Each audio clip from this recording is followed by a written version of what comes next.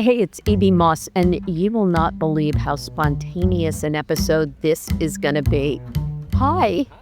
This is my new best friend. Hello. This is Nir Eyal. I met him in an Uber, and I said to him, I saw his luggage, and he had his laptop out, and we were going to Newark Airport, and I said, South by Southwest? And he said, yes. I said, the United flight? And he said, yes. So here we are in the United Lounge. You can even see, for those watching the video, that we're in front of the restroom sign. But, you know, you got to grab what you can get. Yes, when opportunity knocks, you answer that you open the door. And that's kind of, I think, your philosophy. In the 2 minutes that I've known you, I understand, and of course I knew this about you, that you are a best-selling author. I mean, I'm so fortunate that you were in my Uber. Well, so something brought us together, so it's awesome how we can make the most of it. It's awesome. Great to meet you. It's so funny, and on the street into the Uber, I found somebody lost a little smiling Buddha medallion. It's not worth money or anything, but I took it as a lucky sign. And here you are. Yay! So, Nir, you're the author of 3 books. You're a Stanford lecturer. You're going to South by to actually speak there. So give us the little, 1 minute who you are, and then I'll grill you on what I know so far. Sure, yes. So I am a behavioral designer. So I help companies build products and services to create healthy habits. And that's how I kind of started my career. Actually, before that, I started a few tech companies and then started teaching at Stanford and at the D School there as well. And my first book was called Hooked, How to Build Habit-Forming Products, which is breaks down the psychology of how products are designed to keep us hooked. How do you build a product to keep users coming back? So when you think about Facebook and Instagram and WhatsApp and Slack and Snapchat, what I wanted to do was to steal their secrets and democratize them so the rest of us could use them. So spoke about, when you say you want to bottle something, you've bottled the secret sauce. Yeah, and it is a 4-step model that anyone can implement. As long as your product requires repeat engagement, then this is what you need to implement. So that was now over 10 years ago and 500,000 copies later. Then I wrote Indistractable, which is about how to break bad habits. Focus is about building good habits through technology, the products we use. Indistractable was about how do we break those bad habits, and it was more a personal development bit. And then just a couple days ago, I launched my 3rd book, hot off the press, Beyond Belief. Probably here at the airport you can find a copy. Oh, yeah, and it's a book about how beliefs shape our reality, and this has specific implications for marketing, because I make the assertion that advertising is not used for what most people think. Advertising is not about telling people about your product; it's about actually shaping the experience itself. All right. That we're implanting a experience every time we show people a note. Okay, well, I need to chunk this out a little slower. I need to believe in all of this. So I'm going to use my notes because, as I said, I was in an Uber and I had to use one of my tools that has me addicted. My repeat behavior is to use my ChatGPT, and it really helped me with some of these questions. So let's see. Oh, you actually had a career before academia. You were in video and marketing, right? That's right. I started an ad network, one of the first on Facebook called Ad Nectar. And that was okay. We raised a bunch of money from venture capitalists, and we had a kind of an acqui-hire and a company that got rolled up into Yahoo. But what that gave me was a vantage point around why was it that some of my clients' products would take off and have amazing retention and people would keep using their products and others flop because they couldn't keep people coming back. So it's not about addiction. You said addiction. I don't think you're addicted to ChatGPT. You know we have a habit of using ChatGPT. I do want to marry it, but I'm not addicted. Yes, if addiction is always harmful. It's always bad. It's when I'm doing something when I'd rather be doing something else. That would be an addiction. It's the medical definition of addiction is a harmful compulsion. And so that's not what we're doing with the products we use that I'm helping with. I'm helping you, use Fitbod so that you can get hooked to exercising in the gym. Duolingo helps you get hooked to learning a new language. Those are what I would call would be healthy habits. Okay. All right. And you're going to help me get back to the gym, I hope. So from your perspective and somebody who does study behavior, what do people in our industry, and everybody knows that Insider Interviews is about media marketing and advertising, So what are some of the behaviors that people misunderstand about how attention works? Well, I think in terms of I mentioned briefly before around is what is the point in advertising, we tend to think that it's just about awareness, that it's about brand favorability, that it's about brand recall. And I think something that we don't emphasize enough and we don't measure for is how the advertising actually affects the experience. That what I talk about through the research I've done is this experience loop, that it starts with a belief. Okay. That when I have some kind of belief about the product, that transfers into a feeling, not just a something I can state on a form, but actual perception of how I interact with that product. Yep, it's based on that brand. So I'm holding up, again, for those listening, I'm holding up a cup of elite coffee at the United Lounge, and I have a belief that this will be good, rich, strong coffee. How does that continue to impress upon me? What are the... Sure. I'll give you a great example. There was a study done a few years ago at Stanford where they had people sip different types of wine inside an fMRI machine. So they were in an fMRI machine that was measuring their blood flow. A what? fMRI machine. So, one of those big magnetic resonance machines where they could track blood flow in the... Oh, yeah. And as they were trying a different line, they looked at what was happening inside the brain. So first they said, here is a cheap bottle of wine, $5 bottle of wine. And they've had a little tube. They said they squirted it in their mouth. They said, please tell us what you think about this wine. Okay. And people said, it's a little flat, a little harsh on the finish. I'm not a big fan of this one. I said, okay. Now they gave them some water to wash out their mouth. Now we want you to try this very expensive bottle of wine. Here's this Chateau de something something. Now you can try this very expensive bottle of wine. Okay, what do you think of it? We'll say, oh wow, it's it has this hint of oak and all the fancy things that wine snobs say, and I have a hint of blackberry. It's delicious. It's a very good bottle of wine. Wow, what really good. Turns out, of course, it was the same bottle of wine. Of course. But here's what's interesting. Not only did people say that the more expensive wine was tastier, we could see in their brains that they were actually enjoying it more. Because they anticipated what we all believe is that more expensive things are better. Yeah. Price is a signal of what we should anticipate. Just like brand is a signal. Yep. Price tells us what to expect. Even though it was the same exact wine, it tasted better. And so that's why I'm making this conclusion that, and I had case study after case study of how branding, marketing is more than just increasing awareness. It actually affects the experience itself. So perception is reality when it comes to brands. Perception is reality to us. You can't affect real reality, actual reality, but in your mind, your perception of reality defines how you experience it. Okay. So there's a difference between what I call fact. A fact is an objective truth. Beliefs are not truths. Beliefs are tools. Well, we know that a lot these days, don't we? Right. And so I think actually most of our problems in the world come from the fact that we don't understand the difference between a fact and a belief. A belief is a conviction that is open to revision based on evidence. Can you say that again? Sure. A belief is a conviction open to revision based on evidence. A fact is an objective truth. So fact is the world is round more than it is flat. Sorry, flat earthers, it doesn't care what you think. It is what it is. It's a fact.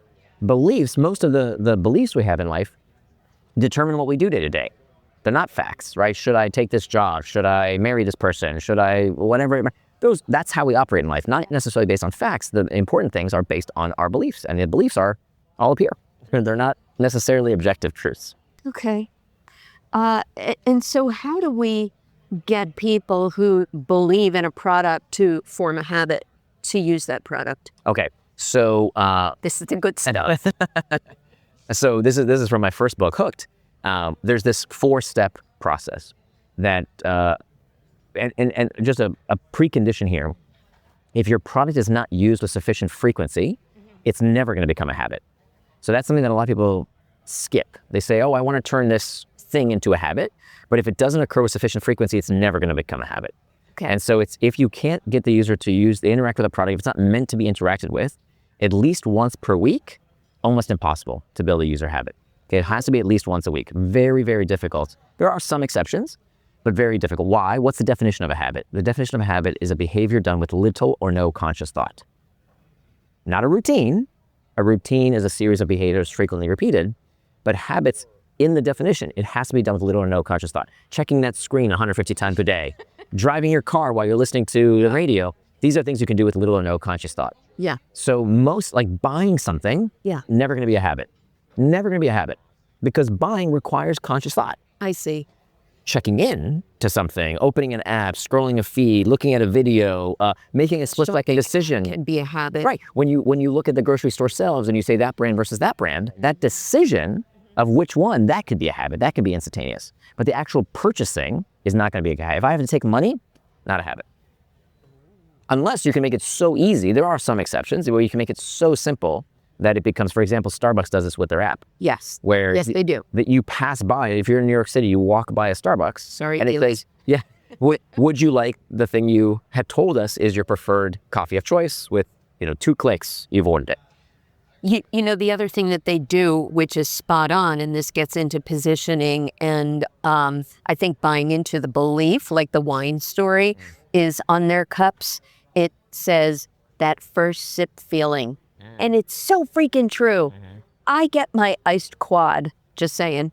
And that first sip, when it's made exactly the way I want. Very satisfying. Yeah. I buy that line. So that's interesting. So we're going back and forth between my first book and my third book. But what you're demonstrating is this experience loop that starts with a belief, an anticipation, a feeling, and then confirmation. And so that's what we see happening time and time again. You have a particular belief that's been implanted based on past experience. You anticipate what that feeling is going to be like. That anticipation creates the feeling in large part, right? If I were to tell you this is not Starbucks, this is some crappy brand versus, this is some third wave, Ecuadorial, Ethiopian, something super special, you will actually feel it differently. You will experience it differently. You're not lying. You will actually feel it different. And then here's the most important part, the confirmation. So what you just did, close the loop. You told me about exactly what you experienced, and you confirmed that experience. So now you have reinforced the very belief that keeps the cycle going. Oh my God, there's a sucker born every minute. But it's actually a really good point. Are you being a sucker? You actually enjoyed it more. Yeah. You got your money's worth. Right. Right? Isn't that the point? Yes. And that's what's so powerful, I think people miss about marketing, is that it's not just about annoying people and bombarding people with information and, giving them spam. That's not what we're doing here. We are creating the experience. Just as we're creating the coffee in the cup, we are creating the experience. Yeah, I love that. Now, you also spent a lot of time talking about distraction versus focus. So that sounds like it might be the first cousin. Yeah. Right. So this was a personal problem that I had, was that, the world humanized it. Very much so. I mean, I read all my books because I have problems. I want to answer my problems. So when it comes to distraction, I was finding that there's so many interesting things out there, right? You can watch endless videos. There's endless books to read. There's so much interesting content out there. How do you make sure you do what you say you're going to do? It's not that the content is the problem. It's that it distracts us. It takes us away from what we really want to do. So in the book, I talk about the difference between traction. Traction is what you say you're going to do, and distraction. Distraction is anything that is not what you say you're going to do. So traction, like in holding on, and distraction. Oh my God, I never thought about that as a compound word kind of thing. And the most important thing is that both words end in the same 6 letters, A-C-T-I-O-N, that spells action. Oh, so it gets even better. Traction, action. Oh my God, I love this. So distraction is any action that pulls you away from what you plan to do. Yeah. Traction is any action that pulls you towards what you said you were going to do. Now, the difference isn't the behavior. People say, I got distracted, I checked my phone, or I watched Netflix, or I was on social media. It's not the behavior. Okay. As Dorothy Parker said, the time you plan to waste is not wasted time. The time you plan to waste is not wasted time. If you want to sit there, if that's what you plan to do with your time, fine. Yes, I love my TV shows. Okay. Why not? Why is playing a video game morally inferior to watching golf? What's the difference? There's no difference. We vilify these things because they're new, right? Because we don't do it so, that when somebody else does it, it's bad. No. If you plan to do it, if that's what was on your schedule, enjoy. Now, the much more problematic part is that we justify things that are distraction that we don't even realize. Let me give you an example. You sit down at your desk. You're going to be talking about me now. I'm giving you an autobiography here. Okay. I would sit down at my desk and I would say, I've got that big project that I have to work on. Yes. I'm not going to get distracted. Nothing's going to be my way. I've got a deadline looming. That's it. I'm just going to focus. But let me check some email. Right? Let me just check Slack real quick to make sure I'm up to date. Let me look at LinkedIn because, industry news. That's it. That's part of my job, right? But what we don't realize is that is the most dangerous form of distraction. Absolutely. Because we don't even realize we're distracted. We justify. We say, well, that's my job. I have to check email at some point. But if that's not what you said you were going to do ahead of time. And intellectually, we have heard this till we're sick of it, and we still don't buy into it, that multitasking is inefficient. Wrong. Wrong. What? Incorrect. What? Oh my God, this is the best conversation ever. Why? Wait, let me just check my email before I answer. Because there are two kinds of multitasking. Okay. Multitasking on a single channel, not only is it inefficient, it's impossible. You cannot do two math problems at the same time. Okay. You can't listen to two podcast episodes. As good as your podcasts are, you can't listen to two episodes at the same exact time. So multitasking on the same cognitive channel, I should say, is impossible. Right. However, multi-channel multitasking is not only possible, it's recommended. What is multi-channel multitasking? Yes, what is it? Multi-channel multitasking is when I'm using two cognitive channels at the same time. Like? So for example, if I'm at the gym and I'm listening to one of your podcast episodes, that is multitasking. I'm using my physical channel, right, to exercise, to be on the treadmill, while I'm listening to your podcast. Okay. Or if I'm having a conversation with a friend while we're driving the car. I'm doing two things at once. That's sort of like physical and mental, though. There's got to be a but there in terms of then quickly checking your email while you're in the middle of writing the report. Because now it's using the same cognitive channels. Okay. Right? So you can't do it at the same cognitive channel, but you can use multi-channels at the same time. Multi-channels. Right. So this is a huge productivity booster. So for example, I never read articles online. Okay. Never. New York Times or The Atlantic You're a guy. Well, here's the thing. I send them to an app on my phone called VoiceStream that turns those articles into a beautiful AI-generated voice, and then I only listen to articles while I'm at the gym. So that's my incentive. That's my... What if you want to make note of something? Okay, but then I'll do that later. I won't just... You see, because what happens when I'm clicking on articles online, there's another headline and another headline and more clickbait. That's right. And now I'm down this content cycle, this vicious cycle of consuming more and more. Whereas if I just save it to this app and say I only consume it when I'm on the treadmill, now I do two good things at once. And I do a third that I don't waste my time at my computer scrolling down a content vortex. And maybe wow, you're like validating my lice. And I have to get addicted to a new app. Habituated right. To a new app. Tell us the name of how... VoiceStream. There's also one, there's many out there. Any of these text-to-voice apps. All right. Now, just to wrap it up a little bit, because we do have to get on a plane to South by Southwest. This will publish after the conference. But A, you're speaking there, and B, who else do you want to hear speak? Who are you excited to see? Well, I will be focused on the confluence of podcast movement and South by Southwest, which is like sort of the first official shoulder programming of it ever. But what's your topic going to be? I'm speaking about Beyond Belief and about how, the new book. And I'm speaking about how beliefs shape reality, at least our reality, our perception of reality. Okay. And how beliefs change what you see, literally what you are able to see. This is not figurative, that we like to say that you'll believe it when you see it. But in fact, that's not true. The opposite is true. You see it when you believe it. And hence the phrase like, you have blinders on or anything else that goes on. Right. We don't see reality as it is. We don't see people as they are. We see our beliefs about people and we see reality as we are.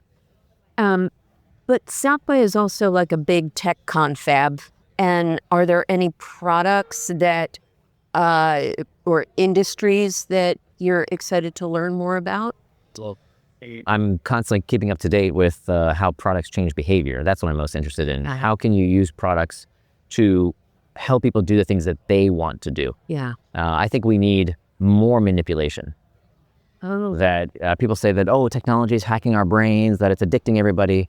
And I think there's some merit to that. But really, it's underutilized, not overutilized. There's two kinds of manipulation. There's coercion and there's persuasion. Persuasion is helping people do things they want to do. I want to exercise, but I don't. Fitbod can help me do that. I want to learn a language, but I'm not. A language learning app can do that. Yeah. That's persuasion. That's a good form of manipulation. Coercion is when you get people to do things they did not want to do, things they regret. And so that's unethical and bad business, because if people regret doing business with you, they're going to tell all their friends not to do business with you either. So I'm looking for how technology can increase the cycle time through these hooks, what I call the hook model. Okay. Well, I'm so glad that I didn't have to coerce you to speak about my podcast, and that I persuaded you to join. And I'm so disappointed that we have to break with this conversation now and get on the plane to South by Southwest. Nir Eyal. Sure. Oh my gosh, you're my new best friend. Well, And I'm better for it. Thank you. my pleasure. Well, I hope you got some good insider scoop from this episode of Insider Interviews with me, E.B. Moss. If you enjoyed this content, please feel free to buy me a coffee at buymeacoffee.com/mossappeal. And I hope you'll follow Insider Interviews on social media and let me know if you have a question or a suggestion for a next stellar guest in media marketing and advertising. Speaking of stellar, my theme music was composed and performed by the incomparable Grammy-winning John Clayton. If I can help you with your company's podcast, please find me at mossappeal.com. Thanks again for listening.